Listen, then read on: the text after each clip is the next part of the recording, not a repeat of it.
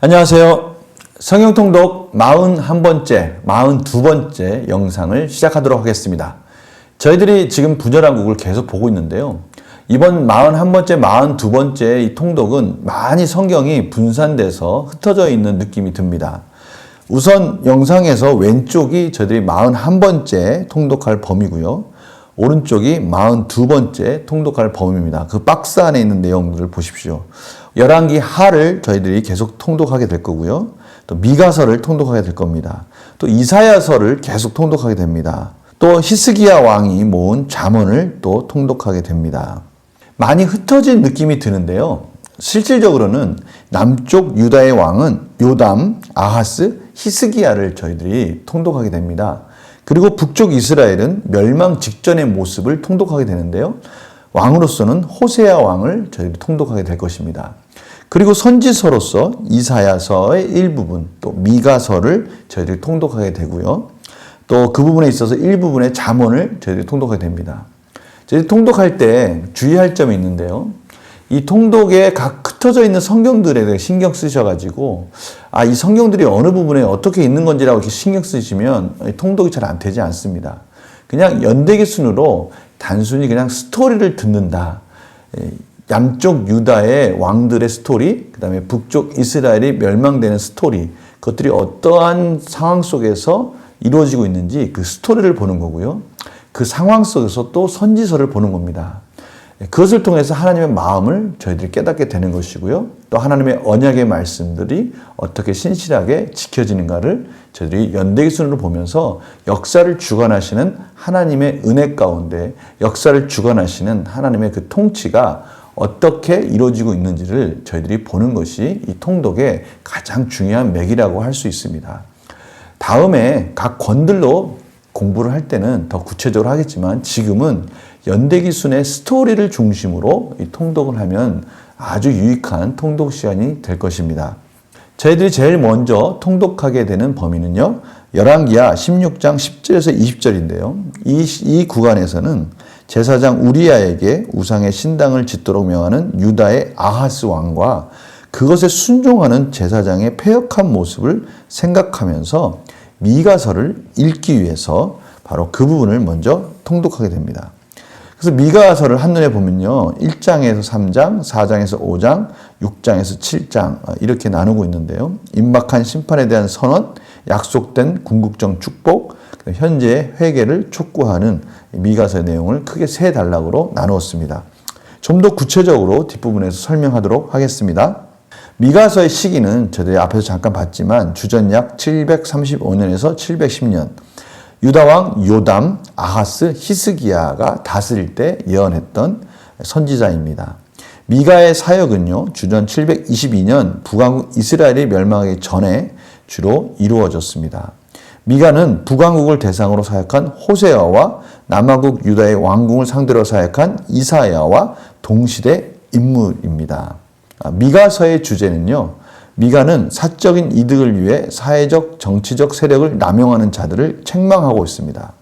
이스라엘 나라가 하나님의 나라답게 되어지기를 원하는데 그것이 이루어지고 있지 않은 것에 대한 신랄한 책망이라고 할 수 있습니다. 또 다른 주제로 본다면 역시 하나님의 정의입니다. 하나님께서 세우신 하나님의 나라 가운데 하나님의 정의가 세워지길 원하시는 것이죠. 미가서의 3분의 1이 동족들의 죄악을 폭로하는 내용입니다. 나머지 3분의 1은 그러한 죄로 인한 심판을 묘사하고요. 마지막 3분의 1은 징계가 끝난 후에 있을 위로와 소망을 기록합니다. 오늘 저희들이 통독할 때 참 주목해서 봐야 할 또 다른 주제가 하나 있는데요. 그것은 하나님의 무서운 심판입니다. 그런데요. 그 무서운 심판 뒤에 꼭 소망의 메시지가 따라오는 것을 저희들이 보게 됩니다. 하나님께서는요. 그의 백성을 결국은 징계로서 멸망시키려고 하시는 것이 아니라 돌아오도록 돌이키도록 하시는 하나님의 마음을 저희들이 읽을 수 있게 되는 것이죠. 그 부분을 눈여겨서 보시기 바랍니다. 미가서를 나눌 때요. 앞에서는 1장에서 3장, 또 4장에서 5장, 6장에서 7장 이렇게 나눴는데요. 이것은 주제별로 이렇게 나눴습니다. 근데 그 주제를 좀 더 부각시키기 위해서 그걸 좀 약간 조절할 필요가 있어서 이렇게 나누는 부분도 있습니다. 그것을 어떻게 나누냐면요.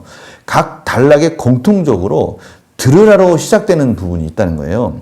그래서 미가서 1장 1절에서 미가에 대한 소개를 하고 이어서 2절은 백성들과 땅을 향하여 들으라 라고 한다는 것이죠. 3장 1절은요, 야곱의 지도자들과 이스라엘의 지도자들에게 들으라 라고 하며 또 그리고 6장 1절은 산들을 향하여 들으라 라고 한다는 것이죠. 들으라는 단순히 그냥 메시지를 청취하라는 것이 아니라 백성들과 지도자들과 그리고 피조물들을 하나님의 심판에 배심원으로 세워서 특정한 범죄 사실을 알리고자 할 때 쓰는 표현입니다. 배심원들을 향해서 들으라 라고 하는 것이죠. 그래서 첫째 단락은 1장에서 2장은 하나님의 심판과 이스라엘과 유다 백성들의 죄에 대해 내용의 대부분을 할애하면서 하나님의 구원 매우 짧게 언급하고 있습니다. 둘째 단락은요, 이스라엘의 지도자들과 선지자들의 죄악을 나열한 후 이어서 이스라엘과 유다 백성의 회복을 선언합니다. 그리고 회복된 이스라엘을 다스릴 메시아의 탄생을 5장에서 예고하고요. 셋째 단락은요, 하나님이 자기 백성이 원하는 것은 정의라는 사실을 알리고요. 6장에서요. 다시 임박한 재앙을 예고하며 하나님의 구원의 은총을 찬양하는 것으로 이렇게 구성이 되어 있습니다. 참 공통적인 건 뭡니까? 첫 번째 단락에도 시온의 남은 자 회복이 들어가 있고 두 번째 단락에도 예루살렘과 남은 자들의 구원과 메시아의 통치가 들어가 있고 세 번째 단락에도 남은 자를 구원하시는 여호와에 대한 찬양이 들어가 있다는 것이죠. 하나님께서는 신랄하게 백성들을 비판하시지만 그 심판을 예고하시지만 항상 회복과 소망의 메시지가 따라온다는 것이죠. 여호와 하나님이 원하시는 것은 외식적 예배가 아니라 백성들의 깨끗한 심령의 겸손과 순종이며 부정이 아니라 정의를 추구해야 함을 촉구하는 것이죠. 그렇지 않으면 심판이 임하고 이스라엘이 저장해둔 양식과 포도주와 기름은 엉뚱한 사람이 차지할 것이다 라고 경고하는 겁니다. 그럼에도 여호와가 오실 그날에 이스라엘이 회복될 것이라는 소망도 보여주고요. 백성을 온갖 죄와 사악함에서 구해내실 것이라고 또 말씀하는 것을 잊지 않습니다. 저희들이 계속해서 통독해야 할 또 묶음은요, 역대하 27장에서 28장입니다. 여기는 요담의 통치와 아하스의 통치가 나옵니다. 요담의 통치는요, 역대하 27장에서 통독하게 되는데요. 요담은 25세에 왕위에 올라서 16년 동안 다스립니다. 여호와 보시기에 정직하였습니다. 그러나 성전에는 들어가지 않았습니다. 백성들은 여전히 부패했고요. 산당에서 제사를 드렸습니다. 참 재밌는 건요, 열왕기서에 기록된 아람과 르신과 베가를 보내서 유다를 친 기록이 생략되어 있다는 겁니다. 역대하는 소망과 비전에 대한 말씀이지 않습니까? 여호와 앞에 바르게 행할 때 주신 은혜를 강조하고 있기 때문에 그 부분이 빠져 있다는 것이죠. 아하스의 통치가 또 계속 이어집니다. 요담과 달리 부정적으로 묘사되어 있습니다. 아하스의 통치 성격은요, 20세의 왕위에 올라서 16년 동안 통치를 합니다. 여호와 보시기에 정직히 행하지 않았고요. 그래서 하나님께서는 즉각적인 보응을 하십니다. 베가가 하루 동안 12만 명을 죽이는 그러한 징계를 당하게 됩니다. 역대하에서 또 재밌는 부분은요, 이스라엘 자손이 유다 포로를 끌고 가는 장면이 나오는데요. 거기에 형제라는 단어가 계속 등장한다는 겁니다. 따라서 이 북쪽 이스라엘과 남쪽 유다는 다른 나라가 아니라 하나님이 통치하시는 한 나라라는 것을 보여주는 것이고요. 그 20만 명 포로에 대해서 북쪽 이스라엘의 5대 선지자가 너무 지나친 행동이다라는 그 경고를 받아들여서 결국 여리고에서 그들을 다 돌려보내는 장면이 나오게 됩니다. 이것은 하나님께서 북쪽과 남쪽의 나라가 둘 다 하나님이 사랑하는 한 나라다라고 말씀하고 표현하는 중요한 부분이라고 볼 수 있습니다. 아하스가 아수르의 도움을 청합니다. 28장 16절 21절 부분인데요. 아수르 왕 디글랏 빌레셀에게 에돔과 블레셋으로 인해서 도움을 청하는 장면이 나옵니다. 하나님은요, 이 에돔과 블레셋의 침공을 통해서 아하스가 겸손하게 하나님께 의지하기를 바랬습니다. 그런데 이 아하스는 하나님의 백성임에도 불구하고 정치적으로 이 문제를 해결하려고 이 아수르 왕 디글랏 빌레셀에게 도움을 청하는 겁니다. 하나님은요, 이러한 과정을 통해서 아하스가 좀 겸손해지기를 원했는데 오히려 그것을 정치적으로 해결함으로 인해서 더 안 좋은 결과를 맞이하게 되는 것이죠. 아수르는요, 그를 돕지 않고 오히려 공격하게 됩니다. 아하스의 범죄와 죽음이 역대하 28장 22절에서 27절에 나와 있는데요. 유다를 친 다메섹 신들에게 제사를 하고요. 하나님의 성전 기구들을 부수고 여호와의 성전문을 닫고 예루살렘 구석마다 이방 제단을 쌓고 산당을 만듭니다. 이러한 아하스의 죽음이 하나님이 얼마나 싫어하시는 진노 가운데 있었던 왕인지를 표현하는 그것이 바로 왕들의 묘실에 묻히지 못했다라는 부분입니다. 왕들의 묘실에 묻히지 못할 정도로 아하스의 범죄가 심각했다라는 것을 표현하고 있는 것이죠. 열왕기하 17장 1절에서 6절을 보면요. 유다왕 아하스 12전에 호세아가 나옵니다. 북쪽 이스라엘의 호세아가 사마리아에서 이스라엘 왕이 되어서 9년을 다스린다고 나와 있습니다. 당시 국제적 정세를 보면요. 아수르가 이제 큰 세력으로 부상하는 시기입니다. 살마네셀의 공격으로 이 북쪽 이스라엘은 종의 나라가 됩니다. 봉신이 되는 것이죠. 그런데 제6년에 이 봉신 관계를 그만 저버립니다. 애굽의 왕인 소에게 사자를 보내서, 그 이름이 소입니다. 소에게 사자를 보내가지고 도와달라고 요청하는 것이죠. 이러한 정치적인 모습 속에서 이 아수르 왕이 화가 나서 이 호세아 왕을 옥에 감금합니다. 참 재밌는 것은 옥에 감금한 것이 4절이고요.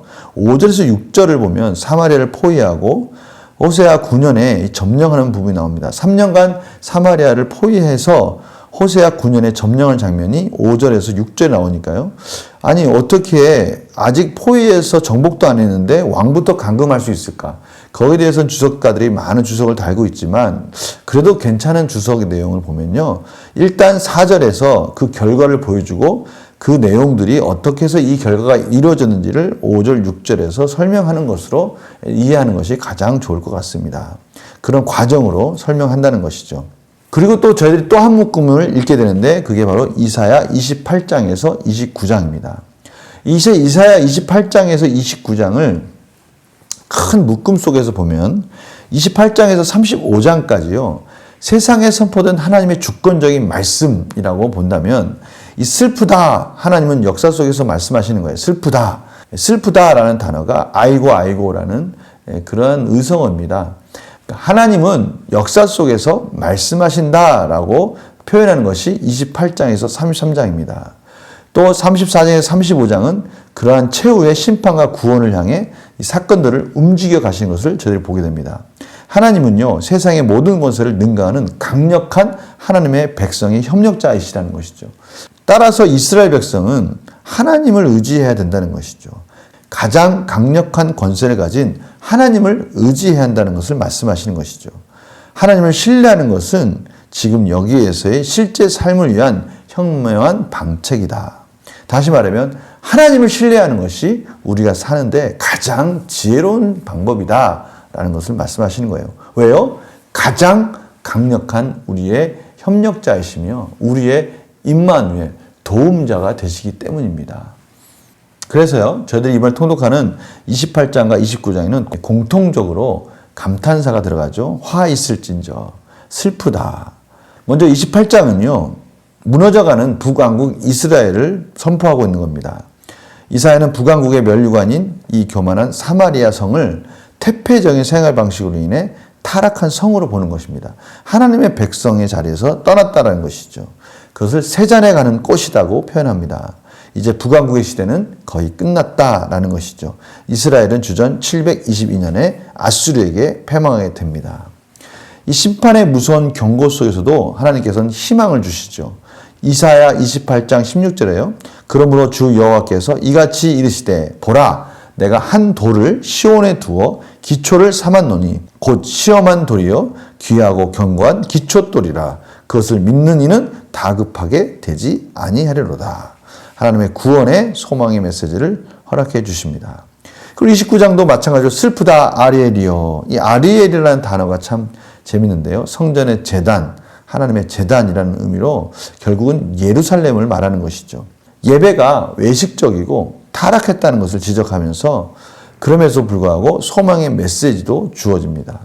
그러니까요. 13절에 공허한 예배는 경외로 바뀌고 15절의 은밀함은 솔직함, 부끄러워하지 않는 그런 모습으로 바뀌게 될 것이라는 것을 29장에서 심판과 함께 말미에 소망의 메시지로 마무리하는 것을 저희들이 보게 될 겁니다. 다시 열왕기하 17장 7절에서 41절을 보게 되는데요. 이 부분이 바로 이스라엘의 그 멸망에 대한 평가입니다. 이스라엘이 어떻게 멸망하게 됐는가에 대한 것이죠. 중요한 것은요, 멸망의 원인을 정치, 경제, 외교, 군사력 등의 문제에서는 한마디도 언급하지 않았다는 거예요. 오직 하나입니다. 하나님과의 언약의 관점에서 해석을 해야 된다는 것이죠. 그래서 먼저 7절에서 8절까지는 전체적인 요약을 하고요. 설명을 17장 9절에서 23절 하게 됩니다. 그 내용은 간단합니다. 하나님의 언약 백성답지 못한 이중 생활을 하는 것이죠. 우상을 섬기고요. 이방 규례를 따라가고요. 가증한 이방 문화를 아무런 꺼리낌 없이 행하는 것이 결국 북쪽 이스라엘이 멸망에 된 이유라는 것이죠. 유다가 멸망한 원인도 함께 설명하고 있다는 것이 참 재밌습니다. 갑자기 북쪽 이스라엘의 멸망의 원인을 설명하다가 유다도 같이 설명합니다. 역시 다른 나라가 아니다라는 겁니다. 같은 맥락 속에서 흐르고 있다는 것을 계속 보여주는 것이죠. 북왕국 이스라엘이 여로보암이 행한 모든 일을 따라갔다고 지적하는 것입니다. 여로보암이 설치한 철로를 그대로 따라가는 것입니다. 그 철로를 따라서 계속 가는 겁니다.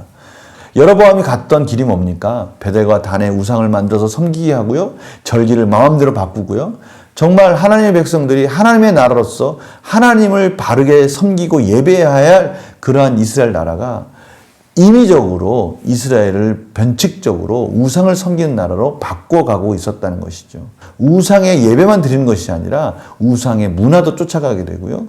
또 우상을 쫓아간다는 것은 삶이 그들 가운데는 이중적인 변칙적인 생활을 산다는 것이고요. 그래서 하나님이 기뻐하시는 공의와 정의가 무너진 삶으로 갔다는 것이죠. 이것이 이스라엘 백성들이 멸망에 된 주요 원인인 것이죠. 이스라엘 멸망 이후에 사마리아의 상황은 아수르 왕은 바벨론과 구다 등 아수르 제국에 있는 사람들을 이주시키면서 그 북쪽 이스라엘의 민족성을 파괴하는 이주 정책을 펼치게 됩니다. 그러다 보니까 사마리아가 여호와를 경외하지 않는 자들이 그 땅을 차지하는 것을 보고 하나님께서 사자를 보내서 그 땅에 있는 사람들을 다 죽이죠. 그래서 아수르 왕이 깜짝 놀라가지고 자신의 포로로 잡혀온 제사장 한 명을 파견해서 하나님을 경외하는 법을 가르쳐 주라고 말하는 것입니다. 뭔가 알기는 아는 거예요. 하나님을 경외하는 나라가 돼야 된다는 걸 알고 있는데 그것이 다분히 정치적인 것이지 실질적으로 그들의 삶이 변하고 그들의 신앙의 태도가 바뀌는 것은 아니라는 것이죠. 그러다 보니까 오히려 다신론, 혼합주의, 여호와를 경외하는 것 같지만 결국은 우상을 섬기는 그런 묘한 사마리아 땅이 돼버린 것입니다. 지도를 통해서 이주하는 사마리아인들을 강제로 이주한 경로와 이방인들이 사마리아로 이주한 경로와 지역이 나와 있습니다. 강제로 사마리아인들이 이주하는 그 경로가 별표시 빨간 별로 되어 있습니다. 고산, 할라, 하볼, 메데. 그 다음에 파란 별이요. 이방인들의 사마리아 이주 경로가 나와 있습니다. 아와, 구다, 바벨론, 하맛, 스발와임 이런 지역에서 사마리아로 이주한 내용들이 지도로서 설명되어 있습니다. 다시 이사야로 돌아옵니다. 이사야 10장 5절 12장인데요. 10장, 11장, 12장을 보면 10장에는 하나님의 심판의 도구로 쓰인 아수르에 대해서 예언하는 장면이 나옵니다. 그러니까 저희들이 여러 가지 성경의 부분을 가져와서 통독하고 있는데요. 그 내용은 뭡니까? 북쪽 이스라엘을 멸망시킨 아수르에 대한 것이고요. 북쪽 이스라엘이 어떻게 멸망되었는가에 대한 것을 선지자의 그런 메시지를 통해서 듣는 것이죠. 마찬가지죠. 이사야 50장도요. 이 아수르는 하나님이 잠시 쓰시는 막대기다라는 것을 설명해주고 있는 거예요. 그러나 이 아수르도 반드시 하나님 가운데 심판을 받을 것이다 라고 말하는 것이죠. 11장은요. 메시아 여호와의 가지 그분의 통치에 대해서 설명하고 있는데요. 1절에서 5절까지 이새의 줄기에서 날 한 싹에 대한 묘사가 나옵니다. 이새의 줄기에서 돋아나는 한 싹에 대한 묘사인데요. 또 6절에서 10절은 메시아 나라에 대한 묘사가 나오고요. 11절에서 16절은 이러한 과정을 통해서 남북이 통일되고요. 연합하게 되고요. 모든 악을 제거하는 이 소망의 메시지가 11장이 이어지고 12장은 바로 그것에 대한 하나님께 감사하는 기쁨의 노래로 마무리되는 것을 저희가 이사야 10장에서 12장까지를 통독하게 되는 것이죠. 이러한 통독의 과정 중에 중요한 한 단어가 있습니다. 그것이 뭐냐면 이 남은 자예요. 남은 자 사상. 렘넌트인데요. 이 남은 자 사상이 참 중요합니다. 로마서 11장 4절 5절에 이렇게 설명되어 있습니다. 그에게 하신 대답이 무엇이냐? 내가 나를 위하여 바알에게 무릎을 꿇지 아니한 사람 7,000명을 남겨두었다 하였으니 바로 이 남은 자예요. 7,000명의 남은 자. 그런즉 이와 같이 지금도 은혜로 택하심을 따라 남은 자가 있느니라. 결국 이 남은 자는 누구를 말하는 겁니까? 그렇죠. 하나님의 백성을 말하는 거예요. 하나님의 신실한 언약을 끝까지 지키는 백성들. 바이블 외에는 이렇게 설명되어 있더라고요. 역사의 어느 시대, 어느 사회나 여호와를 경외하는 소수의 무리가 있어서 그들이 항상 인류의 소망으로 존속해 왔다. 이 소수의 무리들은 다른 사람들이 별로 심각하게 생각하지 않은 진리를 사랑하고 귀중히 여긴다. 하나님의 말씀, 하나님의 그 거룩한 율법, 그 언약의 말씀을 소중히 여긴다는 겁니다. 결국 이 남은 자는 누구를 말합니까? 저희들이에요. 하나님의 택한 백성들을 가리키는 것이죠. 이 단어를 저희들이 들었을 때는 저희들의 가슴이 뛰어야 되는 거예요. 와, 우리가 바로 하나님께서 택하신 그 하나님께서 이스라엘 역사 속에서 계속 언약의 명백을 이어가도록 만드신 그 택하신 그 남은 자, 그 남은 자가 결국 우리들까지 왔구나. 우리가 바로 그 남은 자가 되도록 이끄셨구나라는 것을 저희 통독을 통해서 확인하게 되는 거예요. 그러니까요, 통독을 통해서 이 남은 자만 쭉 쫓아가도 은혜가 되는 겁니다. 그 남은 자가 바로 저희들 가운데 이어지고 있기 때문입니다. 저희들이 이 유다 말기에 참으로 중요한 두 왕을 저희들이 통독하게 됩니다. 그 중에 한 명이 바로 이 히스기야 왕입니다. 이 히스기야 왕은 정말 다윗 왕 못지않게 이스라엘에 있어서 너무나 하나님의 합한 자로서 이스라엘을 강성하게 하나님 나라로 이끈 왕이라고 할 수 있습니다. 그래서 주일 오후에는 이 히스기야 왕을 저희들이 한번 구체적으로 같이 말씀을 나누고자 합니다. 이 히스기야 왕은요, 북왕국 이스라엘 호세아 3년, 그의 나이 25세에 유다 왕이 돼서 예루살렘에서 29년을 다스리게 됩니다. 다윗의 모든 행위와 같이 여호와 보시기에 정직하게 행했고요. 산당들을 제거하고요. 주상을 깨트렸습니다. 모세가 만들었던 놋뱀을요 깨트리면서 느후수단이라고 불렀어요. 느후수단이라는 뜻이 무슨 뜻입니까? 단순한 그냥 놋 조각에 불과하다. 저 뱀이 무슨 의미가 있느냐? 그쵸? 그 뱀 뒤에 있는 하나님의 언약의 말씀이 중요한 것이지 저 뱀을 섬기면 안 된다라는 것이죠. 저 놋 조각을 뭐하러 섬기냐? 이러면서 그 놋뱀을 깨트려 버린 겁니다. 여호와께서 함께 하심으로 히스기야는 그의 아버지 아하스와는 달리 아수르를 섬기지 아니하고요. 블레셋 사람들을 쳐서 가사와 그 사방 망대와 견고한 성까지 이르게 됩니다. 그리고요, 이 히스기야 말씀 중에 이스라엘의 멸망이 요약돼서 나옵니다. 그 이유는요, 이스라엘이 멸망하는 그것과 대조적인 히스기야에 대해서 설명하기 위해서, 강조하기 위해서 이렇게 나오는 것이죠. 그리고 잠언 25장에서 29장을 통독해야 되는데요. 여기는 히스기야가 수집한 솔로몬의 잠언이기 때문에 또 같이 통독하게 됩니다. 이 잠언집의 주제는요, 통치와 경영에 대해서 맞춰져 있는데요. 어떻게 하면 잘 통치하는 것인지, 어떻게 하는 것이 잘 경영하는 것인지에 대한 그런 지혜를 모아둔 것이라고 할 수 있습니다. 그리고 이사야 15장, 16장, 18장, 20장은요, 여러 나라들에 대한 예언이 설명되어 있습니다. 하나님께서 세계를 통치한다라는 그런 의미를 가지고 각 나라들의 멸망을 설명하는데요. 이 지도를 보시면서 각 나라들이 어디 있는지를 확인하시면서 그 말씀이 이사야의 어느 부분에 나온지를 같이 참고하시면 되겠습니다. 아수르, 또 메데, 엘람, 갈대아, 베니게, 다메셋, 게달, 암몬, 모압, 에돔, 블레셋, 미디안, 애굽, 바드로스 이렇게 각 지역별로 나라가 어디에 분포되어 있는지를 보여주고 있고요. 열왕기하 20장 1절 19절은 드디어 히스기야의 또 기적적으로 병에서 치유받는 사건이 나타납니다. 20장 1절에서 11절은요. 이사야 선지자의 경고의 말씀을 듣습니다. 이제 곧 죽음을 맞이하게 될 것이다 라는 그 말을 듣고 정리하라는 말을 듣잖아요. 그러자 여호와께 통곡하면서 기도를 합니다. 그 통곡소리를 하나님께서 들으시고요. 여호와는 이사야 선지자를 다시 보내서 15년을 더 살도록 허락해 주십니다. 그 아스루 왕의 손에서 구원해 주시겠다고 그 약속까지 해주십니다. 그 증거로서 해 그림자를 10도 뒤로 물러가기를 히스기야가 구하자 아하스의 해시계 위에 나아갔던 해 그림자를 10도 물러가게 합니다. 이 해시계라는 단어가 원래 히브리어 단어는 계단이라는 뜻입니다. 계단. 그러니까 아하스의 계단이라고 할 수 있는데 그 계단으로 통해서 그림자를 측정하는데 그것이 10도 뒤로 물러갔다는 것이죠. 히스기야에게 이 초자연적인 기적을 통해서 그의 치유와 회복과 소망의 메시지를 전해주시는 것이죠. 그리고 나서 안타깝게도 히스기야의 교만과 그 결과가 20장 12절에서 21절에 설명되어 있습니다. 바벨론 왕 무로닥 발라단을 히스기야가 병들었다는 소식을 듣고 편지와 예물을 보냅니다. 사자들의 말을 듣고 자기 보물고의 금, 은과 향품과 군기고와 창고의 모든 것을 보여줍니다. 이 일로 말미암아 이사야 선지자가 여호와께서 날이 이르면 쌓아두었던 모든 것이 이 바벨론으로 옮겨가게 될 것이라고 예언을 하게 되죠. 왕의 몸에서는 아들을 사로잡혀 왕의 환관이 될 것이라고 하신 말씀을 전합니다.